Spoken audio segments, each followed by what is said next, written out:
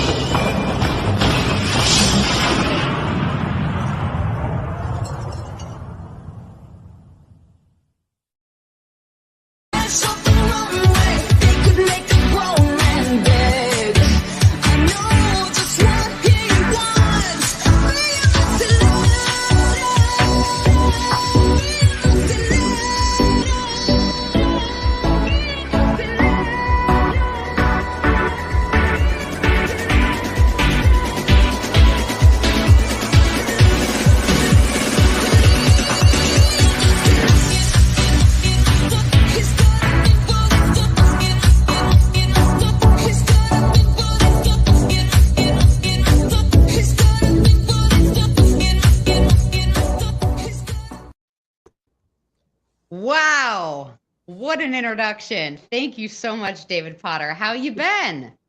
Fucking busy. Holy shit. I never thought we'd do this again. You know what I'm saying? Like, we took a extended vacation. I'm like, I wonder when we're going to pop up again. When we're going to do this podcast shit. But nevertheless, it's fun. We've been waiting for season 2. I'm super excited. Welcome, everyone, to Skulls and Stilettos, powered by Fight Mixer TV. This is the hostess with the mostest, David Potter, who is the absolute guru who makes all the magic happen. Fantastic producer. And tonight we're going to shoot the shit and like seriously talk about season 2, what Skulls and Stiletto is bringing to the mix, what's been going on, events that are coming up, and kind of just chat about the fight world and how fighters never get back to me in my DMs like all day today. So what happened? So you were messaging fighters, or you were messaging people, or? Yeah, like I was, and I know like fighters are super busy and it's a Wednesday, right? So it's the middle of the week. So a lot of them are training or they're in camps or they're doing whatever.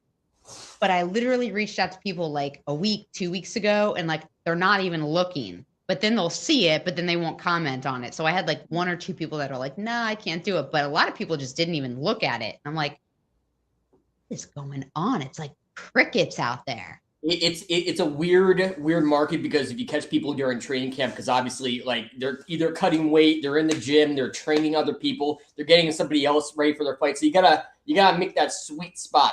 You know what I'm saying? Yeah, you know something about that sweet spot, baby. But like you gotta like get that sweet spot that you catch them in. And like I'm doing work with the UFC now, and like you know I'm making some headway. Like Dana White's fucking awesome. Like all of them are awesome. But like whoa, what's going on with UFC and David Potter? No, I covered UFC from Madison Square Garden. I went to the Apex at UFC, met Dana White, shook his hand, interviewed all these folks, and yeah, I'm going back to Las Vegas March 4th. So, and then so awesome. I get to see you in April because UFC comes to Florida, comes to Miami, excuse me. So I'll be able to see you when I go to Miami. So that's amazing. And BKFC is in my backyard next month. Literally in my backyard. Matt is gonna stay at my house, and like we're gonna literally cover the event, cover the press. No way, no fucking way. You guys have to like carry around the camera and actually fucking interview people and stuff. I know I can't be like starstruck or anything like that. You can't be a nerd. You can't, I have to hold back when I'm at UFC events. I'm like, I'm working. But like when if I see one of the fucking legends, like I saw Antonio Nogueira, and I had like a man boner, like. Seriously, I was like, holy shit, I watch it since I was a kid. That is insane. So tell me about this journey with UFC. I saw a couple of posts, but I didn't know exactly what was going on. So what's the gig and what are you doing with Dana White and what's going on? Yeah, so MMA Weekly got my foot in the door. So, just interviewing fighters, just, covering the shows, covering the events, being the hype man. And UFC people are awesome. ESPN people are fucking awesome. And like, it just, you know, I guess at Madison Square Garden, it was just like, holy shit, this is like a dream come true, you know, because I was a poor kid from Emerson, New Jersey, fucking, you know, rubbing two nickels together to order that UFC or Pride pay-per-view. And like, it's just so fucking wild now. Like, Madison Square Garden is a mecca. The first fight I ever watched in my entire fucking life when I was fresh out of the womb was on ESPN Classics with Muhammad Ali fighting Joe Frazier. My mom was a big Joe Frazier fan. So it's just like, it's fucking crazy seeing the evolution of the sport where it was in Madison Square Garden and being able to get that gig and like interview fighters. I went to the ESPN pre-party and after party, and it was just fucking wild. And, you know, coming back to the Apex and touring around, and Dana White, the coolest guy on the planet. He gets a lot of flack, but behind the scenes, he's fucking awesome. Big love for him. You know, being the boss, you know, it's just, he's either a fan, like people are fans of him or they're not, but, you know, cool guy. Everyone was super cool.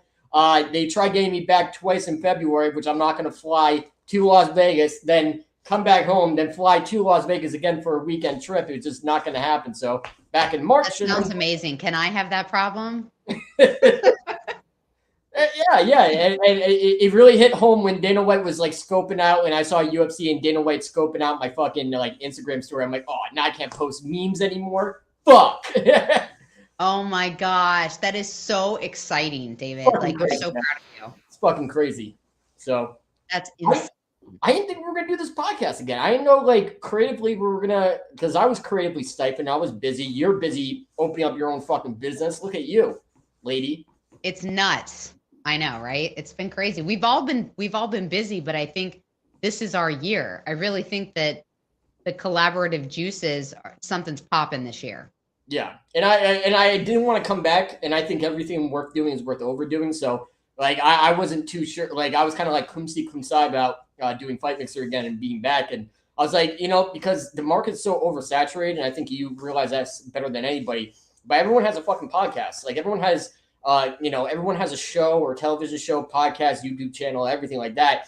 So it's like, how can we be different, or how can we make it an experience as opposed to just being another fucking brick in the wall? And like, creatively, like, you know, how can we, you know, do something different and be innovative and just presentation. Bam. And I think you're in the podcast business. So how many people have come up to you saying, oh, I want to run a podcast and talk about my opinion? And, you know, like, everybody and video streaming and video, the element of video. I mean, everyone wants to be Joe Rogan. So in their mind, they all think that they want to do a video podcast, and a lot of them don't even have a YouTube channel. They don't even know how to upload anything. They just want what they want. And it's kind of training wheels. It's teaching someone the ins and outs of what to do and how to do it. And hey, it's all good.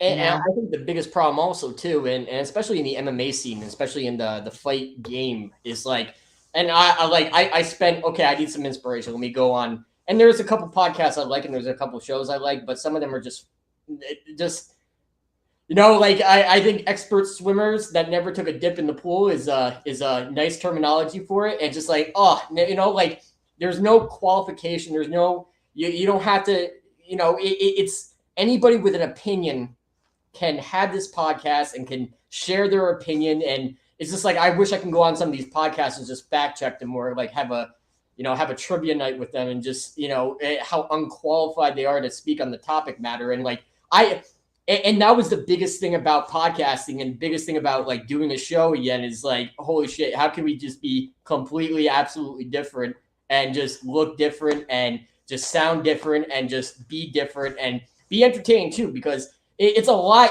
of a commitment from the viewer to, you know, listen to somebody's point of view and hear somebody, like, how can we be entertaining, and how can we keep good vibes going, and how can we keep the people engaged? So it's just like kind of finding our way through the wilderness of being different is probably the biggest challenge. And I like creatively, that's where I'm at right now, is finding a way we can all be different, fucking not just talk shit for an hour and not have any interaction, because it's commitment from the viewers, commitment from us. It's like a mutually beneficial relationship. So find that mutually ground, but it starts with creativity. And just being completely fucking different, you know?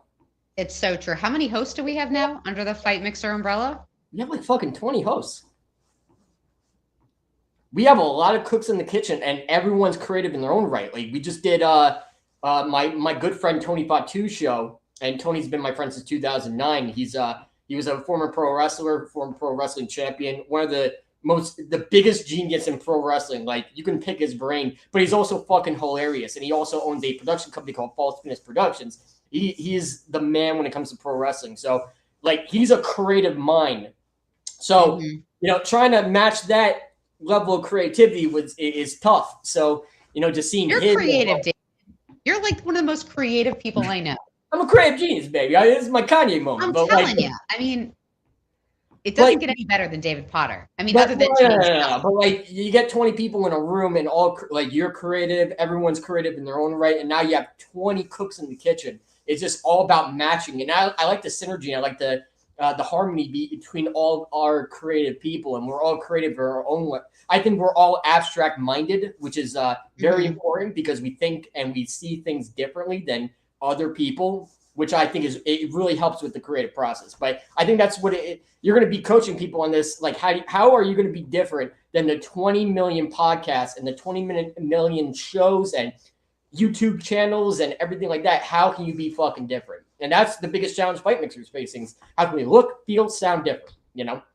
I think being authentic is a big thing. I think if people try to be somebody else, it doesn't come off authentic, and people see right through the BS, and then they turn out. They're done. How so? You gotta, because if people are inauthentic and they come across as people aren't stupid. People can read body language because we're a visual show as well as an audio show. People can look at you and see your expression when you're talking. And I think that if they truly believe and you're passionate about what you're talking about, then they're going to be interested in what you have to say. I think they tune out if they think otherwise. Yeah. I mean, that's a good point. That's a fair point for the most part. Look at this fabulous setup we've got going on. I mean, honestly, David, like how long did it take you to put this shindig together? Oh, yeah. This is my little podcasting room that I set up in the man cave in the Mojo Dojo. So gold medal from one of my fights, a painting somebody did of me that I had an autograph signing, my very first autograph signing. My David Potter battle buddy is sold out. My last MMA fight, my belt, and you can just scroll over here, my trophies. Nice, Potter. Look at you. Set that up. This is great. What do you foresee in the future for Fight Mixer this year in 2023? I'm literally in development. So it's just like, okay, we're on Amazon. We're top 100 in the world for sports fan shows. Like now it's time creatively to hit a peak. Okay, so you got to finding ways to get people engaged and involved, and let it just be one big party, and it's not like people are very much where they care about what you think, but I want people to know that we care what they think too. So getting people engaged and finding different ways to get people engaged is the most important part. Any fighter can come on the show. Like for instance, on Fight Mixer Live, instead of having guests or special guests and having them answer the same 21 questions about their career and their life that they're doing every single podcast that they're on or show that they're on or television show, we're going to have them guest hosts and we're just going to talk shit about fighting. They're geniuses in their own right. They didn't get to the UFC or Bellator or these big promotions just for being a very good athlete. They're also they have a fight IQ, which not a lot of people have, but they have fight IQs. They're smart people. That's how they got there. That's how they got to the biggest stages in the world. So, not have a special guest where we just ask them, oh, who do you want to fight next? And let's have them pick a fight and talk shit about somebody else. No, let them talk about the subject that they're in a profession in. Doctors can talk about medicine all day long. They're not going to talk about what brain surgery they did the day before. They're going to talk about medicine. They're going to talk about, all the shit that's going on in the medical world because they're passionate about it. Like have fighters come on and be a guest host with us, and have fun. I think having fun, that's a great point, David. I think having fun, guest hosting is great. And no one wants to read off stats about someone's fight record. I mean, it's so boring. Who cares? Right. And we already What's know the person about? exactly. And we already know that every sport you can play with one ball, but combat sports takes 2 balls. So we already know you're a fucking big dick bandit. If you step in the ring, I got all the respect in the world for you. But let's find out what's in that head. Let's find out what's in that mind and how that brain ticks and what got you to the biggest stages in the game. You know, like that's what it's all about. Finding new ways to be innovative and not imitative and not do the same boring shit all over again. So that's the biggest challenge that we're facing for this upcoming season. And the only reason why I came back is so these creative minds can come together. We can all come together because it's a team effort. It's not just me. It's a 20 geniuses in the same fucking room developing and trying to do things different and trying to get their creativity out and hopefully engage with the audience where the audience invests in us and also engages in conversation and also engages with us because we want it to be a big party. And that's a challenge we're facing. It's trying to make it a party, trying to be completely different, not just talk. You should guest on each other's shows like all the time. Yeah, everybody can do that. Anybody can talk about personalities. I need to know all these 20 people. I don't even think I know 20 hosts. Yeah, we wow, that's impressive. And you're a genius in your own right too. That's why you started a podcast business, and that's why you're having people in. And where can we find you, by the way, for that podcast business? Ooh, StellaMix.com. Nice. That's my website. And I've got some really cool clients that have just come on board. I'm trying to really focus on sponsorships with podcasts that I think a lot of people just don't know how to do. Yeah. Because that seems to be the number one question is how do I monetize this? How do I make money? And I thought, you know what? If I don't know how to do it, I need to figure it out for other people so I can be armed and dangerous with it. So going after sponsorships for some clients, some big hitters in the podcast world. That's what I'm focusing on now and creating good shows. Having fun. What's the weirdest topic or weirdest podcast host that's doing a off the wall topic? Is there any of those yet? I think everyone is off the wall. Every single person that I know that podcasts have a completely different subject. I mean, nothing is the same, whether it's they talk about 90s music, whether they talk about baby booming, whether they talk about, I mean, just reminiscing from different genres of music or different decades in American history. There's an audience for everything. I guarantee sex, drugs, rock and roll. I mean, you name it, I've seen it. You're gonna get that weird cool guy. You're gonna get that weird guy that walks in looking like Napoleon Dynamite. He's gonna be like, I want to talk and podcast about all the times I stuck my dick in the macaroni salad. Like, you're gonna get that weird topic. Oh, okay. Yeah. Oh yeah. That's gonna be fun.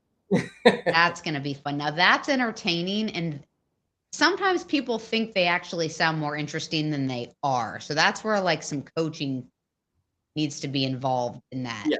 You know, if they sound like Bueller, they're not gonna really gain some traction. They gotta be dynamic.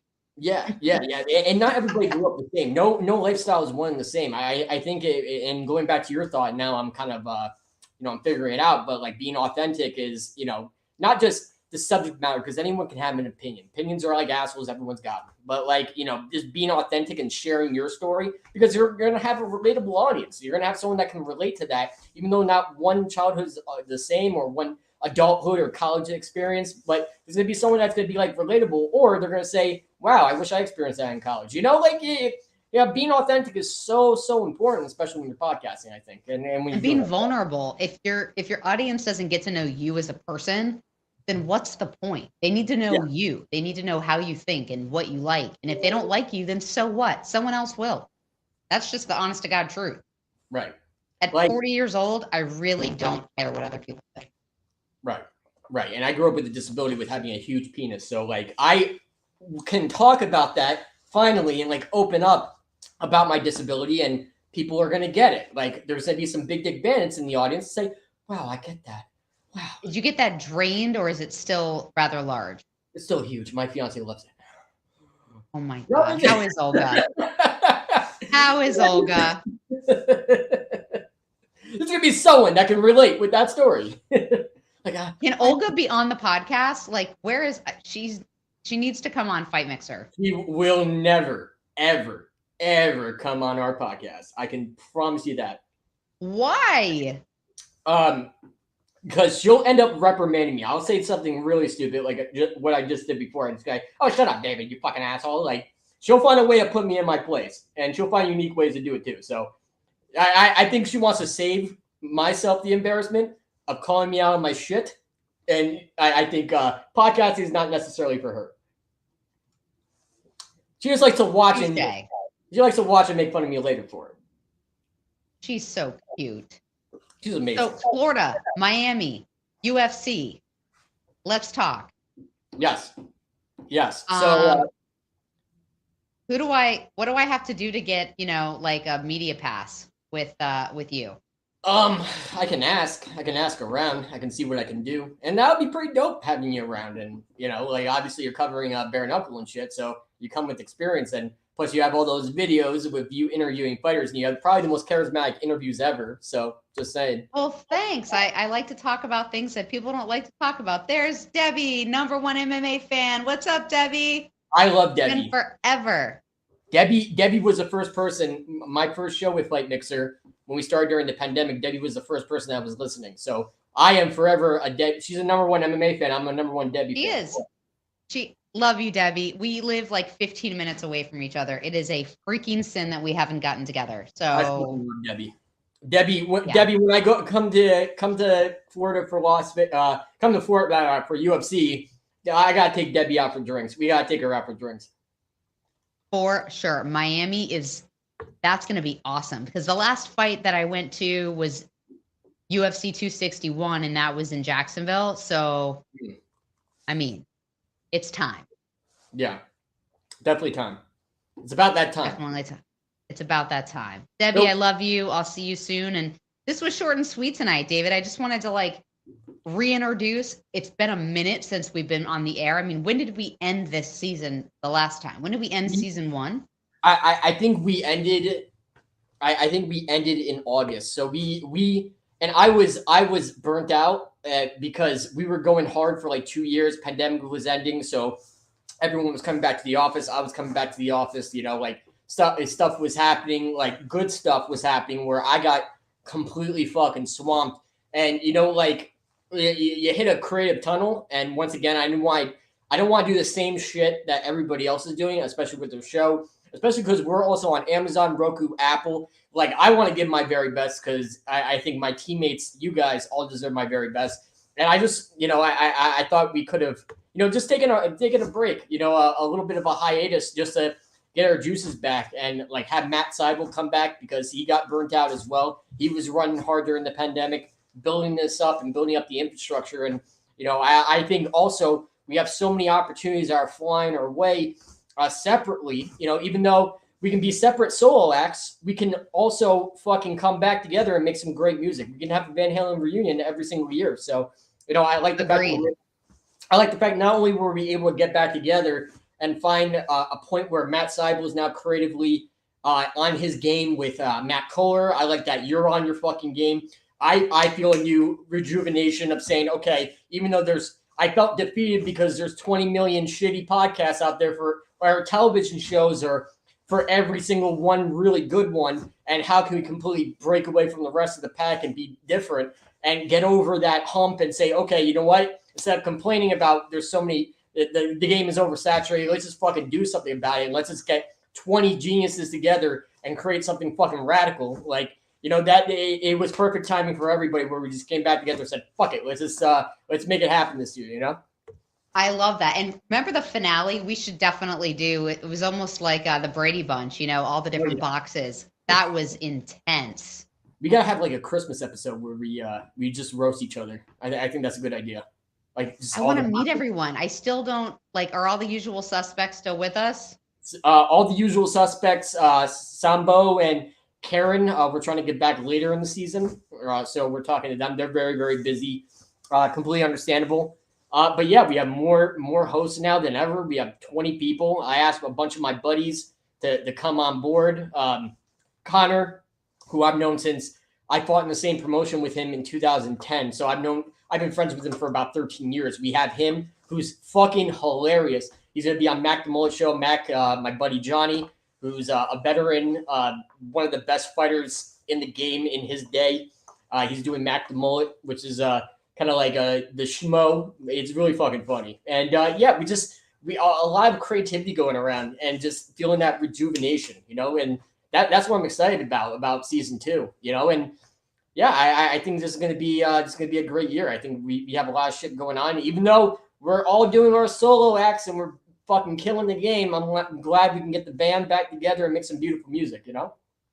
I'm loving it. I think this was awesome. This was far overdue. I haven't done a podcast by myself in forever. I was super stoked to do this today because I'm like, I can't remember the last time I was doing this. So I'm excited. I can't wait to bring on season 2. I've got some really cool guests that I was going to have Dean Thomas on tonight, but he was going to Vegas. Yeah. So I wanted to open the season with him, but I've got some really cool people lined up, and we're going to shoot the shit and have fun and not talk about stats and who they want to fight next. I mean, how boring is that? That's how we're going to make Fight Mixer TV different. I want to know like what they have for breakfast and, how many times they shit in a day. And, I want to know like the good stuff. Absolutely. If they have a cat or a dog. I mean, like, what's your day-to-day life like? Hell yeah. Not a bad idea, Janine. Not a bad idea. Not bad. Does your cat have an anal abscess? I don't know. We were talking about that before we fucking came in, how your cat was shitting blood everywhere. That was pretty funny. Was the fact that we are both cat owners. I just want to point out that, again, the cat was $5, including his shots, and $750 I had to pay for that emergency visit for his asshole. Oh my God. I didn't even know that cats could get an anal abscess. How were you able to hold down that cat in order to get that bad boy removed? Is a good question. He was injected and sedated. I mean, heavily sedated because he's 22 pounds. He's huge. I believe it. Sedated, and it was disgusting. We got to stay in there the whole time and we watched them drain that fucker and then sew him back up. Yep. So I've seen it all. I hear that. My cat ate a whole box of Fruity Pebbles, and I just said, "No." Yes, please tell our viewers about that. That is outrageous. Yeah. Well, last week, my cat, who's very chubby and laying next to me right now. Yeah, I'm looking at you, motherfucker. My big cat. So she's my baby, and I love her more than anything. Anywho, so she decided, okay, you know what? Because I like eating human food, let me go up on the counter and eat a whole box of fucking family-sized Fruity Pebbles. And I woke up at like maybe 6 a.m. before work. And I wake up early to begin with just to get my day going. And I just see her laying down in the kitchen looking like she's dead. And she's like, meow. And I'm like, what's the problem? Look up and I see a box of Fruity Pebbles completely empty, spill all over the place. I'm like, you know what? I'm going to let you cook for this one. I'm going to get changed and I'll be right back. And you just hear, meow. Like, I'm like, okay, let's take you to the vet, sweetheart. So I picked up that big fat pile of cat, took her to the vet, and we were just laughing our balls off the entire time. Me and the doc was just laughing our balls off. Like this fat, they were pumping her stomach. This fat piece of chubby cat really ate a family-sized box of Fruity Pebbles. She is so fat, and I love her so much. She's hilarious. Hilarious. Does she just like her fat sack shake when she runs? Oh, what I like to do, because we cuddle at night and everything like that. So when she wakes up and she's stretching out, like to like jiggle her little fat, she gets so mad. Yeah. I'm like, oh, you're getting self-conscious. I love it. It's the softest part of the cat. I love that little fat sack. Oh, yeah. I love it. We could talk about our cats all day. So fun. Hell yeah. It's so fun. Well, thank you so much, David. This has been a great like opening to season 2. And for people that have not watched Fight Mixer before, to welcome them to over 20 different hosts that we have on our platform. And like you were saying, we're the top 100 on Amazon. We're 15. In it to win it. 15. How the fuck did that happen? 15. Wow. That's outrageous. It's so cool. It's pretty wild. Just saying. And we're just going to keep banging out creative shit and come up with new ideas and innovative ideas and just be different, That's what it's all about. I can't wait for Bare Knuckle next month. Hell yeah. It's going to be good times. That's going to be fun. Thank you so much, David. I hope everyone has enjoyed the first episode of Skulls and Stilettos with Fight Mixer. And until next Wednesday, dun, dun, dun, you never know what you're going to see or hear. Peace out. Peace.